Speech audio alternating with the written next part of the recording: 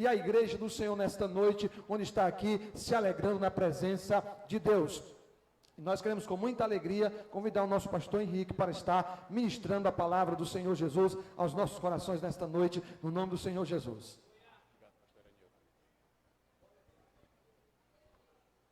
No ano em que morreu o rei Uzias, diz o profeta Isaías, filho de Amós: eu vi o Senhor assentado sobre um alto e sublime trono. O seu séquito, ou seja, a ponta da orla de seu manto, enchia todo o templo. Acima haviam anjos serafins, e cada anjo consigo, como ato de reverência ao Deus Altíssimo, carregavam 6 asas. Com 2 cobriam os pés, com 2 cobriam os rostos, e com 2 sobrevoavam. Que de maneira maravilhados olhavam uns para os outros e diziam: Kadosh, Kadosh, Kadosh, Santo, Santo, Santo é o Senhor dos exércitos, e toda a terra e todo o ministério local está cheia da glória de Deus. Eu vos cumprimento com a paz do Senhor, igreja. Amém? Amada igreja noiva do Cordeiro, é de deveras alegria que queremos estender a nossa gratidão ao Senhor, de conhecer o santo ministério e de parabenizá-lo pelo 16º aniversário. Creio que muito mais Deus continuará fazendo. Louvar a Deus pela vida do muito digno e abnegado anjo desta casa, pastor Iranildo, que é o qual conversamos um pouco ali pela rede social. Que Deus continue lhe abençoando e que Deus continue abençoando a sua digníssima esposa, a todos os obreiros, a todos os que foram consagrados, ao meu amigo pastor Zezinho, que nos contactou, obrigado pela honrosa oportunidade, e a todos os pastores que estão me ladeando, e a todos que se dispuseram a vir adorar ao Senhor. Louva a Deus que a minha esposa está me acompanhando hoje, igreja. É um motivo de muita alegria, pela misericórdia de Deus, temos percorrido o estado do Ceará, e passo só de 2 dias fora de casa e não vejo a hora de retornar. Mas Jesus testou a nossa fé. Agora em dezembro estarei embarcando para Santa Catarina, passarei 15 dias pregando a palavra. A família não poderá ir comigo, só Deus sabe como será, mas creio que Deus está no negócio e muito Ele fará ao nosso favor. E desde já rogo por vossas orações, para que o nome do Pai seja glorificado. Os desejosos ainda de ouvir a voz do Senhor por meio da sua palavra, por favor, levante a Bíblia para cima. Glória a Deus. Se não for de pedir muito, se coloque em pé em nome de Jesus.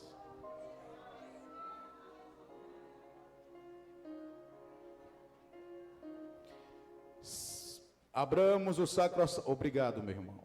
Abramos o sacrosanto livro, a palavra de Deus no livro de 1 Samuel, capítulo de número 7. Faremos menção dos versos de número 12 e verso de número 13. Livro de 1 Samuel, capítulo de número 7, verso de número 12 e verso de número 13. Por favor, quem encontrou, diga comigo: achei o pão da vida. E nos discorre a palavra do bom mestre. Então tomou Samuel uma pedra e a pôs entre Mispa e Sem, e chamou seu nome Ebenezer, e disse: até aqui nos ajudou o Senhor.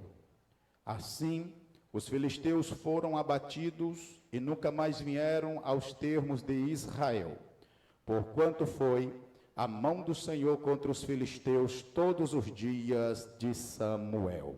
Antes de sentar, seja um profeta, uma profetisa de Deus, abrace no mínimo 2 pessoas dizendo: os filisteus cairão mais uma vez.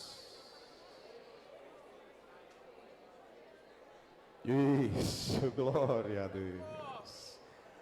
Entrega o recado a este crente. Quem sabe ele estava esperando só esse abraço, só esta palavra, porque só uma palavra do Senhor nesta noite nos basta. Podeis sentar glorificando a majestade santa, igreja.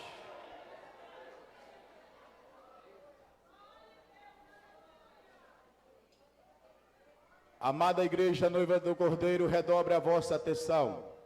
É bem verdade que o santo ministério, a igreja local, é uma igreja doutrinada. Preciso pedir que desligue os vossos smartphones e se desconecte dos Facebook, do Instagram e do WhatsApp. Mas nós estamos vivendo em um tempo que muitos têm feito da casa do Senhor uma passarela ou quem sabe um shopping da vida. Mas se Salomão estivesse pregando nesta noite no meu lugar, ele estaria nos exortando quando ele escreve em Eclesiastes, no capítulo de número 5, no verso de número 1, dizendo: quando entrares na casa do Senhor teu Deus, guarda o teu pé, inclina-te mais do que oferecer sacrifícios de tolo, pois não sabes que lhes fazem mal. Deus tem nos separado uma festa como esta, aonde o seu Santo Espírito já tem nos visitado, mas há entre nós irmãos e irmãs que retornam para casa, infelizmente, vazios, sem receber nada e sem sentir nada. E muitas das vezes querem culpar quem estava dirigindo o culto, ou a programação, ou até quem cantou, ou até quem pregou. Mas o problema não é quem está dirigindo, o problema não é a programação, ou quem cantou, ou quem pregou. O problema é o próprio adorador ou adoradora que ainda não chegou para adorar. Eu não me contento quando nós estamos participando de uma festividade como esta.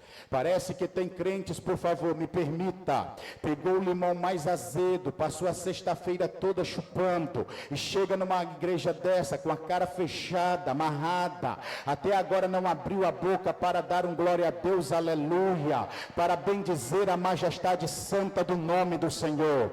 Eu me alegro quando Deus falou ao salmista em Salmo de número 81, no versículo de número 10, da seguinte maneira: eu sou o Senhor teu Deus, que te tirei da terra do Egito, abre bem a tua boca que Deus te encherá. Segure na mão de 2 pessoas mais alegres, por favor. Segure na mão de um crente mais alegre, aperte a mão deste crente, olhe para a direita e para a esquerda e diga: de boca fechada é quem já morreu, mas de boca aberta é quem vive para a glória de Deus. E se nesta noite nós pregamos para um povo vivo, abra sua boca e glorifique ao nome do Senhor Jesus Cristo. Fazer um ajuntamento espiritual como este não é para ver a cara do pregador. Fazer um ajuntamento espiritual como este é para receber uma palavra do bom mestre. Eu não acredito em avivamento espiritual a não ser por meio da palavra de Deus. Abacuque, escrevendo no capítulo de número 3, no verso de número 2, o profeta diz: Senhor, eu não li revista Veja e não li revista Isto É, mas Senhor, eu ouvi a tua palavra e temi, e se possível no meio dos anos a notifiquem na ira, lembra-te da misericórdia. Quando nós fazemos um ajuntamento espiritual como este, não é para ouvir outra coisa a não ser a palavra do bom mestre, porque todavia esta palavra que pregamos não é morta, mas é viva, conforme discorre em cartas aos Hebreus, capítulo de número 4, no verso de número 12, quando o autor nos diz que toda a palavra de Deus, ela é viva e eficaz e mais penetrante do que qualquer espada de 2 gumes, e penetra ela até a divisão da alma, do espírito e das juntas e medulas, e é apta para discernir os pensamentos e intenção do meu e do teu coração. Eu me lembro quando o apóstolo Paulo chegou para o seu filho na fé, Timóteo, Timóteo,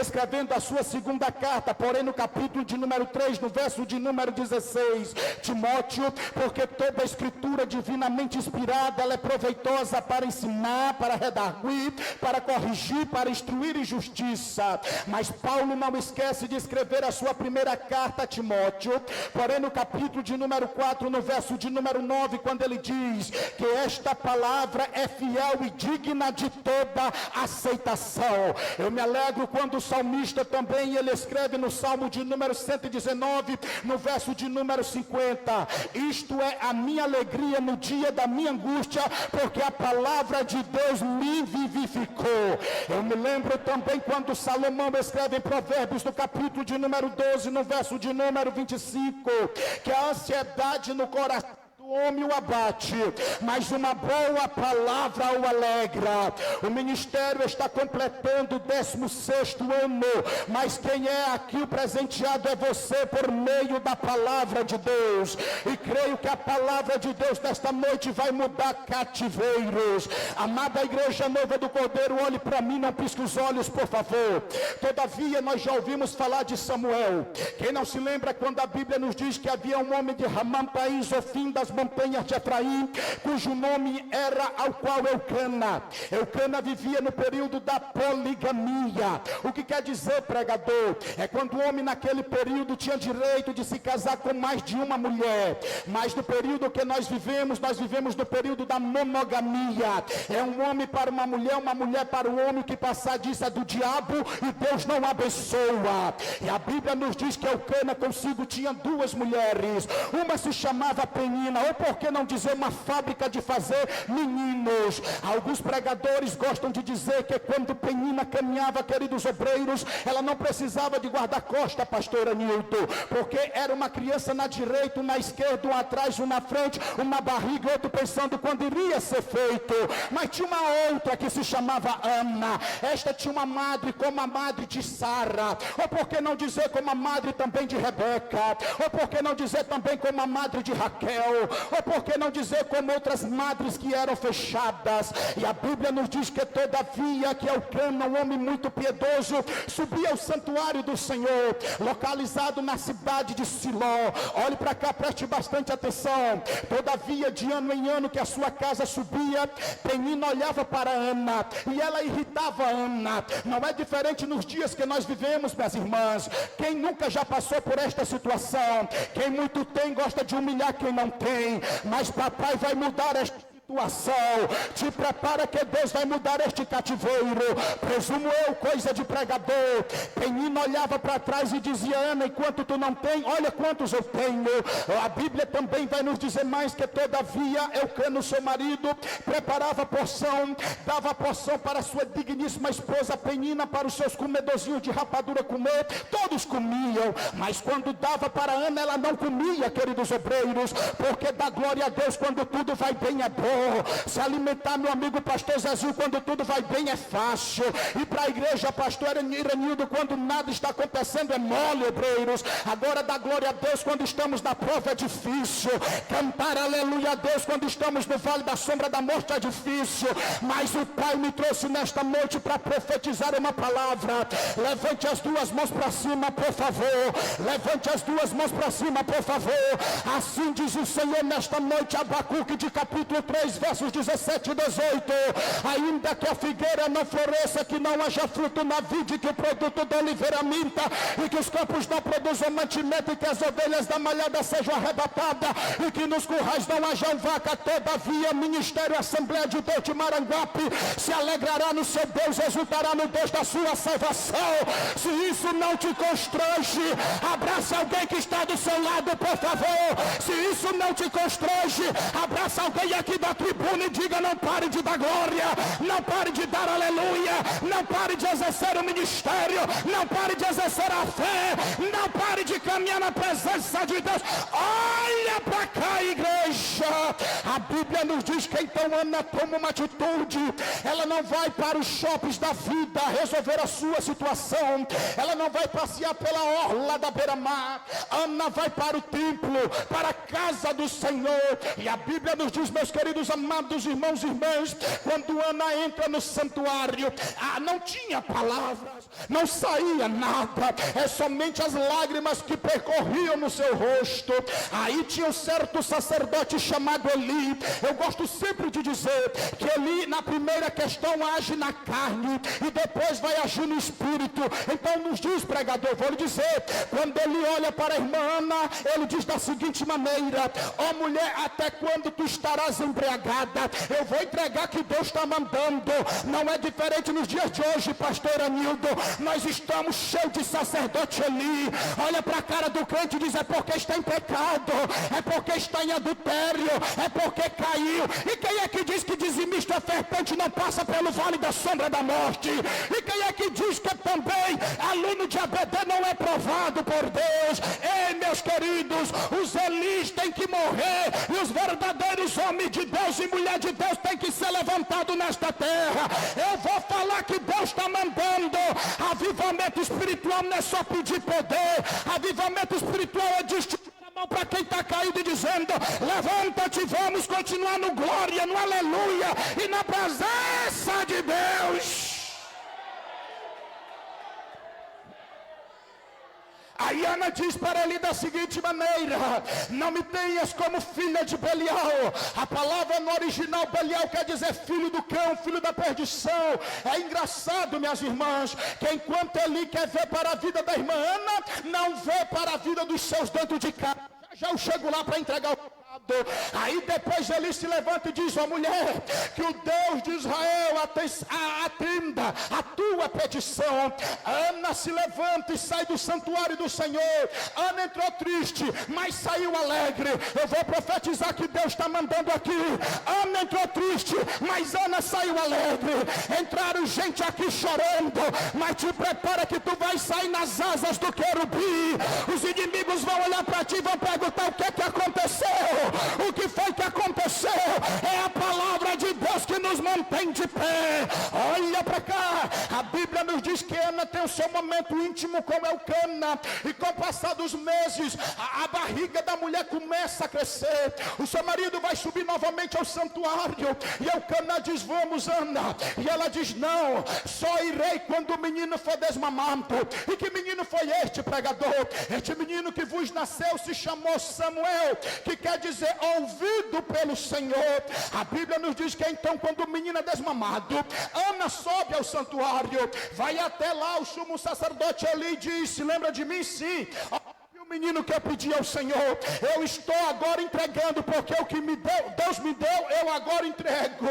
Ele será um nazireu, ele crescerá na graça, no conhecimento de servir ao Senhor. E o menino ficou residindo lá no santuário, e de ano em ano a sua mãe subia com uma túnica diferente. Preste bastante atenção. Samuel agora está cuidando. Samuel não vivia só em Instagram e Facebook. Samuel não vivia só em WhatsApp, porque eu não sou contra, porque também usufruo. Mas o apóstolo Paulo nos diz: tudo me é lícito, mas nem tudo me convém. Tudo me é lícito, mas não me deixarei ser dominada por tamanhas coisas. Tem pessoas que estão passando o dia em Facebook, WhatsApp, e não vivem mais com a palavra aberta meditando. Parece que tem na Bíblia de muitos crentes que arrancaram a página que diz o salmista em Salmo de número, no verso de número 2, que o prazer do justo está na lei do Senhor, e na sua lei medita de dia e de noite. E este menino então crescia na graça e no conhecimento. Agora Deus precisa levantar uma geração de Samuel. Por que, Henrique Lima? Porque o sacerdote ali tinha 2 filhos. Um se chamava Ofni, outro se chamava Finéias. Arregala os olhos para receber a revelação de Deus. Eles tinham aparência de crentes, eles andavam como crente, eles tinham roupas de crentes, quem sabe eles andavam com Bíblia de crente, eles davam a paz do Senhor como crente, queridos obreiros, mas não passava de rótulo, não passava de aparência. Aqui não tem isso em outras igrejas que eu prego, mas tem muitos dentro do santuário que roda, que chora, que fala em línguas, que dá aleluia, que planta bananeira, mas quando chega em casa não passa de um leproso espiritual, não respeita papai, não respeita mamãe, não respeita filhos, e nem que o Espírito Santo está dizendo, não assiste isso, e fica assistindo coisas ilícitas que Deus abomina diante dos seus olhos. A Bíblia nos diz que então, esses dois filhos do sacerdote Eliofne e Finéias, todavia roubavam a parte do sacrifício que era do Senhor. Todavia que eles saíam do santuário, eles iriam se prostituir com as jovens de Canaã. Aí Deus precisa levantar uma geração de Samuel, porque a obra de Deus nunca para, igreja.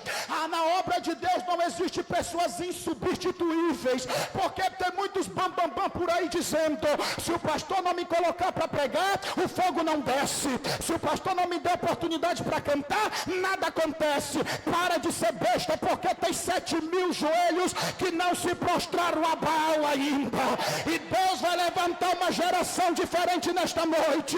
Levanta as duas mãos para cima, por favor. Pegue na mão de um crente mais alegre. Aperte a mão deste crente lá em cima. Dê uma olhadinha para a esquerda e para a direita e diga, esta geração somos nós. Esta geração de Samuel somos nós. Uma geração que não anda de aparência. Uma geração que não dá glória de aparência. Uma geração que não busca Deus de aparência. Mas uma geração que busca de toda a alma e espírito e verdade. E se prego para esta geração, para alguns segundos, mando a rajada de glória a Deus.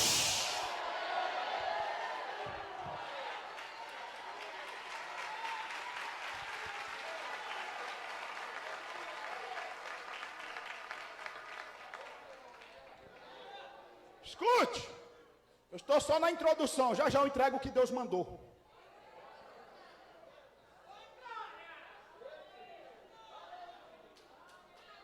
Irmãs, quando Deus chama, Ele não erra o endereço não. Não, mas eu tenho uma carinha feia. E daí? Quem chamou foi Deus, não foi o homem. Mas eu não sei cantar. E daí? Quem capacita é o Espírito Santo. Eu prego para uma geração que Deus disse a Jeremias no capítulo 1, verso de número 5. Antes que Deus te formasse no ventre de tua mamãe, Ele já te conhecias. E antes que tu saísse da madre, queridos obreiros, Ele vos santificou. E as nações Deus vos levantou por profeta e por profetisa. Porque Deus não erra o endereço, Henrique Lima, eu vou lhe dizer. A Bíblia nos diz que Deus chamou Samuel por 3 vezes. Quando Deus chama Samuel, o que eu acho lindo, a voz do Senhor não ecoa por dentro do santuário. A voz de Deus vai diretamente ao quarto do menino Samuel, porque quando Deus chama, Ele sabe quem está chamando. A Bíblia nos diz que então Samuel entende a chamada, e com o passar dos meses, queridos amados irmãos e irmãs, um profeta é usado, ele entrega a mensagem do Senhor, e o Senhor disse, passarei a geração do sacerdote Eli e levantarei a geração de Samuel. Agora Samuel sai de cena e vai acontecer uma batalha, minhas irmãs. É os israelitas contra os filisteus. Olhe para cá, não pisque os olhos. Os filisteus sobem, os homens mais valentes de Israel. Eles ficam em um local chamado campo de batalha Ebenezer. E os filisteus, israelitas, fica lá no campo de batalha chamado Ebenezer. E os filisteus, pregador, os filisteus vão ficar do outro lado, amada igreja do Senhor, em um local chamado Afeca. A Bíblia nos diz que então eles começam a brigar, a degladiar-se, e Israel sai derrotado. Na primeira batalha, 4.000 soldados israelitas são mortos. Os israelitas retornam para o campo de batalha. Os homens começam a chorar, os homens começam a perguntar entre um e outro, por que Deus não operou? Por que Deus não manifestou a sua glória? Ofne e Finéias olham um para o outro e diz, tragamos a arca do concerto, porque a arca do concerto fez coisas grandes diante dos inimigos de Deus. Quem não se lembra da arca do concerto, quando Deus mandou fazer de madeira de acácia uma caixa que foi betumada de ouro, tanto por dentro e por fora. Em suas laterais tinham 2 argolas, do outro lado mais 2. Eram-se colocado uma vara do lado esquerdo, uma vara do lado direito, toda betumada de ouro. Por cima havia uma tampa chamada tampa do propiciatório, e tinha 2 querubins olhando um para os outros, dizendo: Santo, Santo, Santo é o Senhor, e toda a terra está cheia da sua glória. E dentro desta arca, o que tinha, pregador? Tinha 3 objetos. O primeiro era o decálogo, aquela lei que Deus revelou a Moisés no Monte Sinai, que fosse compartilhado com a de Israel. O segundo utensílio era a vara de Arão, quando a mesma floresceu, que Deus o chamou para o sacerdócio. E o terceiro era o maná, aquilo mesmo que Deus alimentou o povo por 40 anos no deserto. E a Bíblia nos diz que agora Ofni e Finéias manda que tragam a arca do concerto. A arca é trazida pelos sacerdotes, e eles voltam a guerrear novamente. Os filisteus querem retornar, eles estão com medo, porque a presença e a glória do Senhor está agora no campo de batalha. Mas dentre eles, um dos filisteus olha para o outro e diz: quer morramos ou não, nós vamos batalhar. Aí a Bíblia nos diz que os israelitas avançam. Agora Israel perde novamente a batalha. E quantos homens são mortos dos israelitas, pregador? 30.000 soldados israelitas são mortos. E a arca do concerto é tomada. A arca da presença de Deus é roubada pelos filisteus. Agora olhe para cá, preste atenção. Eu pregando esta mensagem, um certo homem entrou na rede social e foi me contactar, pastor Anildo. Ele disse: pregador, a arca não foi levada? Foi, sim, Senhor. E por que Deus não manifestou a sua glória? E eu comecei a falar para ele: é bem verdade que por meio de Moisés Deus usou uma vara, e ao qual por intermédio do mesmo Deus o mar vermelho se abriu. É bem verdade também quando Sansão tomou uma queixada de jumento fresca, ele derrubou 1000 filisteus. É bem verdade também quando Elias iria ser trasladado e ele feriu as águas do Rio Jordão com a sua capa e as águas se abriram. É bem verdade quando Eliseu teve que voltar, feriu as águas e as águas se abriram novamente. É bem verdade quando Josué, ao qual deu 6 voltas sobre a cidade de Jericó, e na 7ª volta deram 7 gritos e as muralhas caíram. E ele me perguntou: e aí, pregador, por que a arca também não fez esses estragos? Falei para ele: o problema não estava na arca, o problema é quem estava carregando a arca. Porque Deus não opera onde há pecado, Deus não opera onde há indiferença. Porque tem muitos carregando a arca e nada está acontecendo. Por quê? Porque só carrega a arca quem se arrepende, só carrega a arca quem se santifica. Segura na mão do crente aí, por favor. Segura na mão do crente aí, por favor. Aperte a mão deste crente, diga para ele, para ela sorrindo: a arca ninguém leva de qualquer jeito. Diga, diga, diga: a arca ninguém pode carregar de qualquer jeito. Para carregar a arca tem que morrer para o mundo e viver para Deus. Para carregar a arca tem que ter vida de separação e vida de santidade. Para carregar a arca tem que comer Bíblia, tem que descer na olaria. Quer poder, quer glória? Então carrega a arca conforme Deus queira.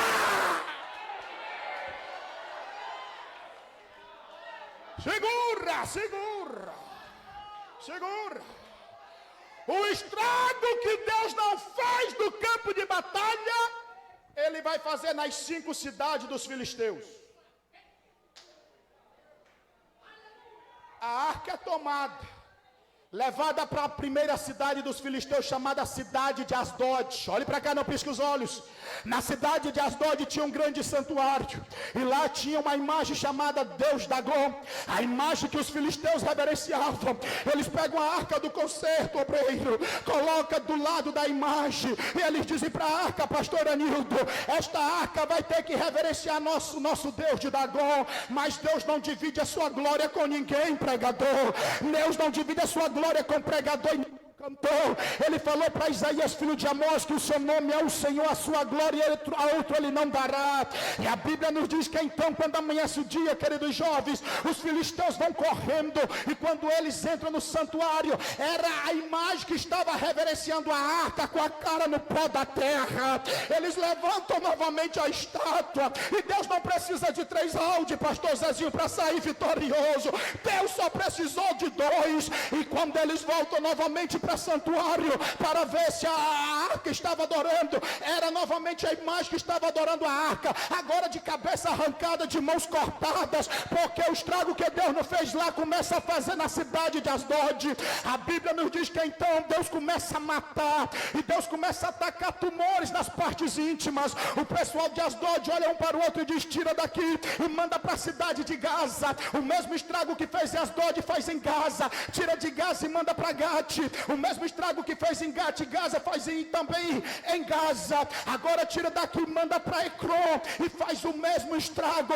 Agora tira daqui e manda para Ascalon e começa a matar e começa a atacar de úlceras. Chama os sacerdotes dos filisteus. Eles estão atemorizados, irmãs. Eles estão preocupados. O que nós vamos fazer com a arca? Vamos fazer o seguinte: nós vamos preparar 10 imagens de ouro, 5 imagens simbolizando ao qual hemorroidas, e mais 5 imagens simbolizando 5 ratos, e nós vamos fazer uma espécie de uma carroça com madeira virgem. Nós vamos pegar 2 vacas que tenham seus filhinhos, seus bezerros. Então nós colocaremos a arca de um lado e essas 10 imagens de ouro do outro lado, e vamos fazer o seguinte: se as vacas forem ao sentido de Israel, é sinal que foi o Deus vivo que nos castigou. Mas se as vacas derem meia volta, pastor Iranildo, é sinal que foi o Deus de Dagon que nos castigou.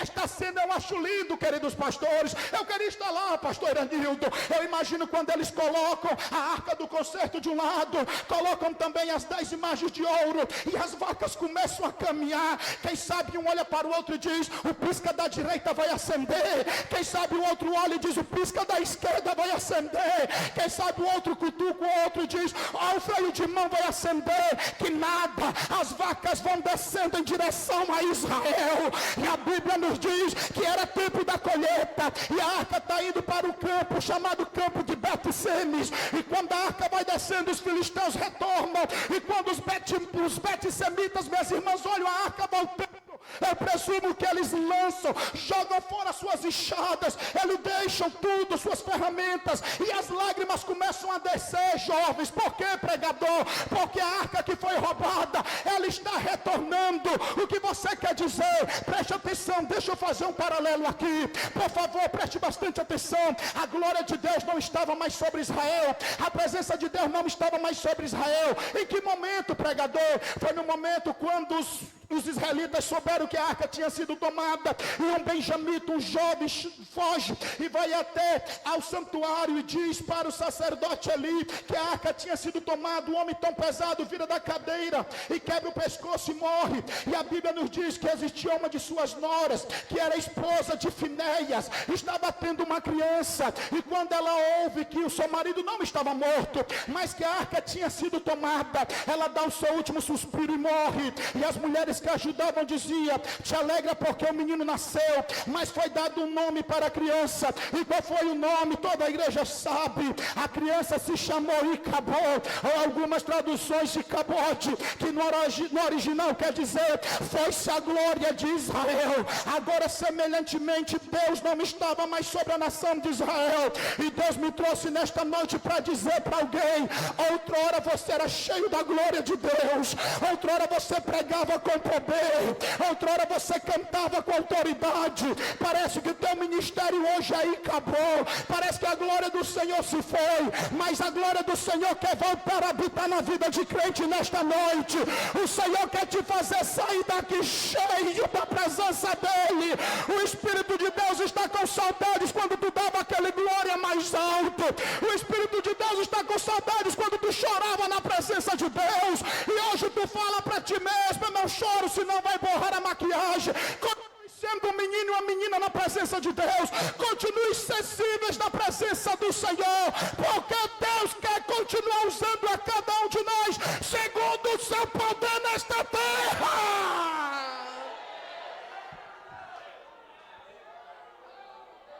Escute, igreja, os Bet-Semitas, minhas irmãs, eles preparam o culto pentecostal. Eu imagino que eles dizem um para o outro: chama, quem pregava, chama para pregar de novo, porque a arca está voltando. Quem cantava, pastor Iranildo, chama novamente para cantar, porque a arca de Deus está voltando. E ali eles sacrificam as duas vacas. Mas a Bíblia diz que tinha uns hereges que foram querer olhar para dentro da arca. E quando eles olham, Deus mata, Deus fulmina. E a tristeza cai novamente sobre eles. E eles perguntam: o que nós vamos fazer? Sobe até o outeiro de Kiriat Jearim. Manda os homens descerem. E os homens descem. Os homens pegam a arca e vão levar para a casa de um certo homem, chamado Abinadab. Quando a arca chega, eles mandam separar o seu filho, mandam santificar o seu filho. E aquele jovem, chamado Eleazar, toma conta da arca durante o período de 20 anos. Mas preste atenção, estou finalizando agora. Samuel entra em cena novamente, igreja. Samuel vê o povo triste. Prega comigo: Samuel vê o povo. Samuel vê o povo. Eu me perguntei ao Espírito Santo, por que o povo, a nação de Israel estava triste? Eles não queriam que a arca voltasse, a arca voltou, sim, Senhor. E porque a nação se encontrava triste, e Deus trouxe uma mensagem tão simples ao meu coração, obreiros, quando Ele disse: amada igreja, o negócio não é a arca voltar, o negócio é o Deus da arca voltar também.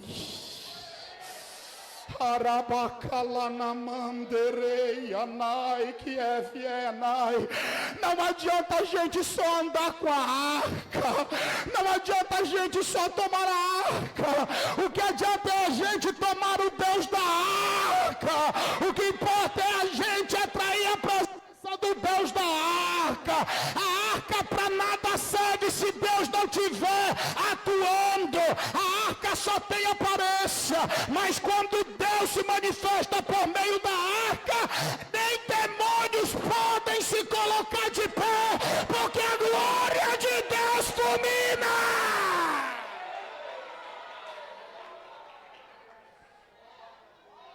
Você pode perguntar bem baixinho para quem está do seu lado: e aí, está andando com a arca ou com Deus da arca?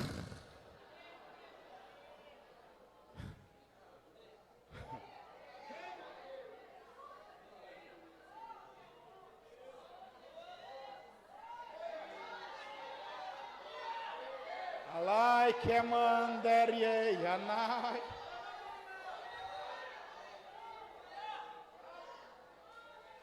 Aí Samuel, jovens, olha para os israelitas e diz assim: sabe o que é que vocês precisam? Vocês precisam que Deus volte a participar do culto de vocês. A arca voltou, mas Deus ainda não voltou para vocês. Deus não deixa de ser amigo do pecador, mas é o pecador, por meio dos seus pecados, que deixa de ser amigo de Deus. E Deus queria voltar a ser amigo de Israel, mas Deus só volta a ser amigo para quem se arrepende, para quem conhece os seus delitos e seus pecados. Se não fosse assim, a Bíblia estaria mentindo.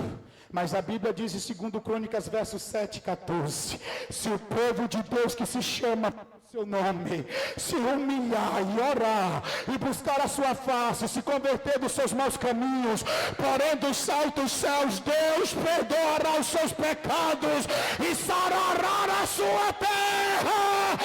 Hoje Deus quer sarar a terra de pessoas aqui. Deus quer trazer o bálsamo sobre a sua vida, mas para isso acontecer é necessário arrependimento.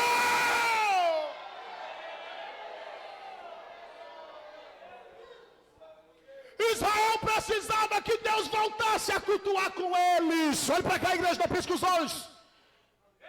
Mas Israel primeiro precisava deixar de reverenciar outros deuses. Olhe para cá, eu vou entregar que Deus está mandando. Aqui não tem, mas tem muitas igrejas por aí que tem. Dentro da igreja, louva, chora, fala em línguas. Mas quando chega em casa, o forró, o pagode, o axé não sai da boca. Pega ele. Na igreja fala a Bíblia que é uma bênção. Quando chega em casa, fala mal do pastor Iranildo, fala mal de quem o pastor separou para consagrar, e ainda diz quem era para estar lá era eu. Espera no tempo de Deus. Quando tu se converter, Deus também vai te dar uma posição.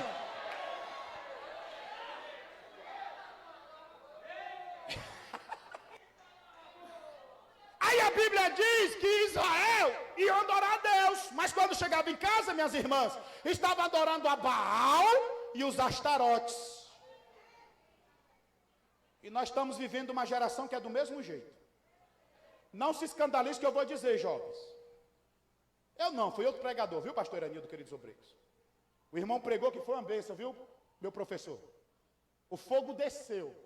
Aí quando terminou a mensagem, pastor Iranildo, correu uma jovem lá e perguntou assim, minha irmã, o senhor tem Instagram, Facebook? Ele, eu tenho.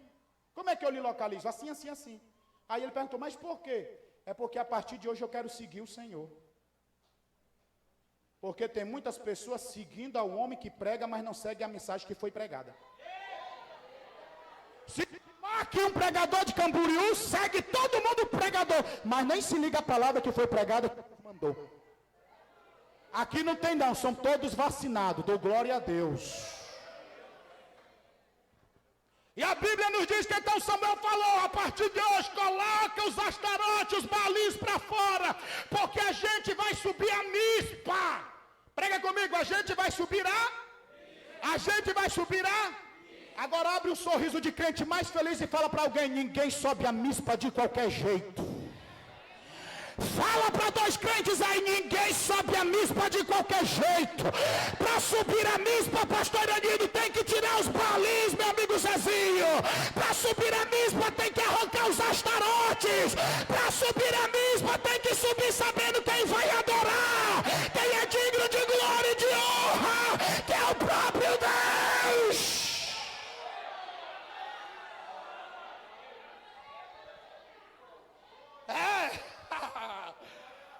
Eu estou terminando, meu pastor Anildo, só mais um tempo, igreja. Agora quem sobe a Mispa, queridos obreiros, não sobe armado. Quem sobe a Mispa não sobe com lança. Quem sobe a Mispa não sobe com faca, nem com 38, nem com espingarda. Quem sobe a Mispa não sobe com a língua grande para falar mal de ninguém. Quem sobe a Mispa não sobe com a intenção de querer derrubar quem Deus está levantando. Quem sobe a Mispa não sobe para enterrar quem já caiu e dizer não presta mais. Quem sobe a Mispa, sobe convertido e sabendo que quer buscar a presença de Deus, como disse o profeta Isaías no capítulo 56, verso 3, 6. Buscai ao Senhor enquanto se pode achar, invocar enquanto Ele está por perto. A nação sobe a Mispa, queridos jovens. Eles sobem tão triste, crianças, amados. E é a primeira água que eles encontram. Eles estão com tanta sede, eles querem beber. Mas eles olham para a água e dizem, Senhor, não será para nós, mas será para ti. Eles derramam aquela água. E a Bíblia diz que eles jejumam. Eles começam a chorar. Este choro não é choro ao qual de tristeza, mas este choro é um choro de arrependimento. Quem sabe eles estavam chorando dizendo, Deus, volta a participar dos nossos cultos. Quem sabe eles estavam dizendo, Deus, volta a nos usar como um dom que o Senhor nos usou. Quem sabe eles estavam nos dizendo, Deus, volta a falar conosco por meio da tua palavra, como outrora o Senhor nos falou. Deus, nós queremos a tua presença.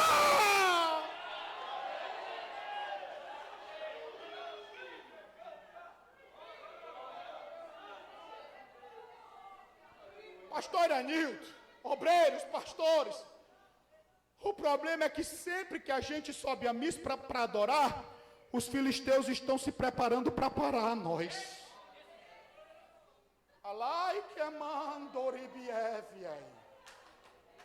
São 16 anos. Quantos anos já não profetizaram dizendo, aquela congregação não vai abrir, e Deus só salvando?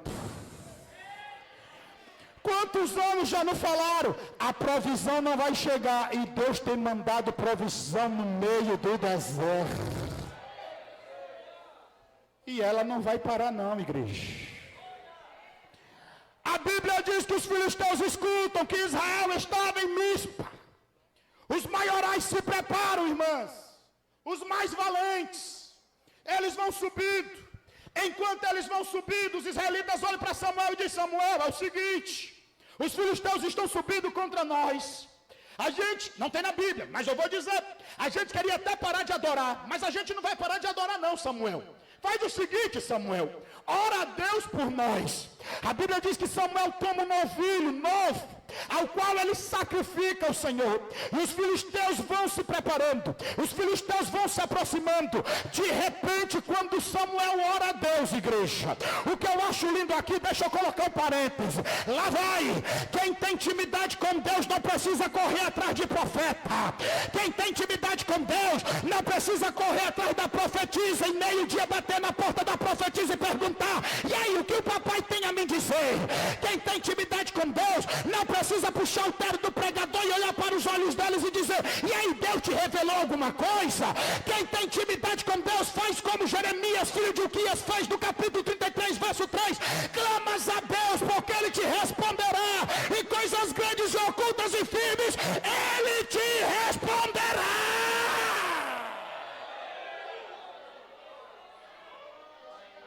Fale bem baixinho para quem está do seu lado: quem tem intimidade é outra coisa.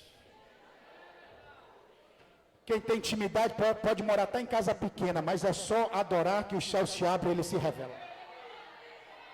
Quem tem intimidade pode nem ter carro com ar-condicionado, pode vir até de bicicleta dando glória a Deus, aleluia, mas é só abrir a boca que o papai abre os céus e se revela. Os filisteus vão subindo e Deus entra em ação, igreja.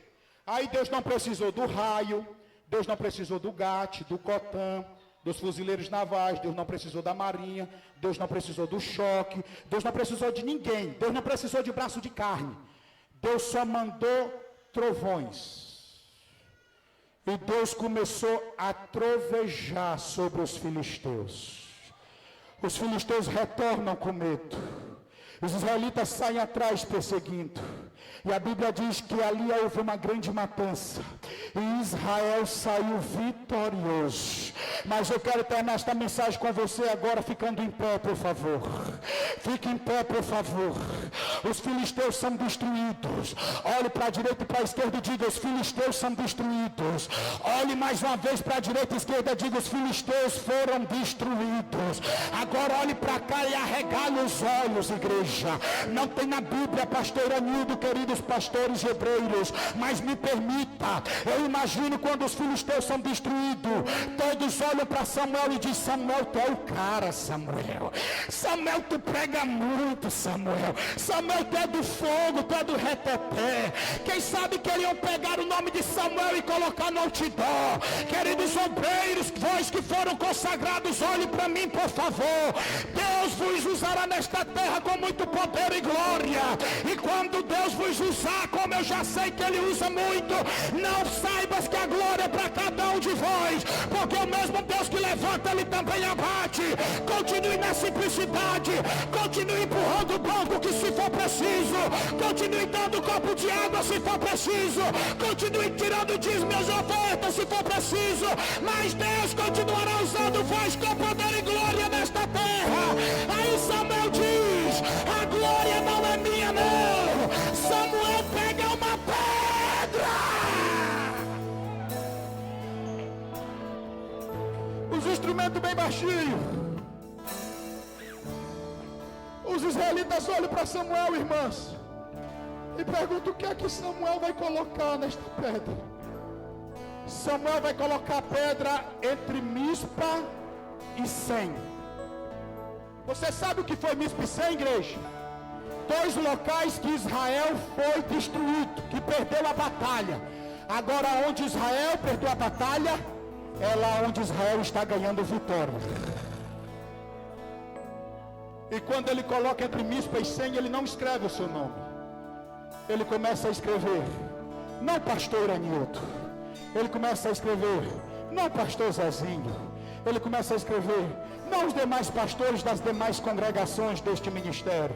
Mas ele começa a escrever: Ebenezer. Porque até aqui, quem nos ajudou foi o Senhor. Levante as duas mãos para cima agora, por favor.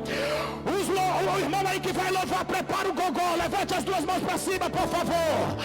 Eu profetizo nesta noite. Os filisteus que se levantaram contra esta obra, Deus começa a colocar por terra. Nesta noite, todo espírito de Ofni e Finéias, Deus começa a bater. E uma geração de Samuel, Deus está levantando nesta noite. Pai, é chegada a hora da verdade. Aonde tiver duas mãos levantadas, eu ministro a tua glória agora. Receba, receba, receba, receba de Deus agora. Que Deus vos abençoe.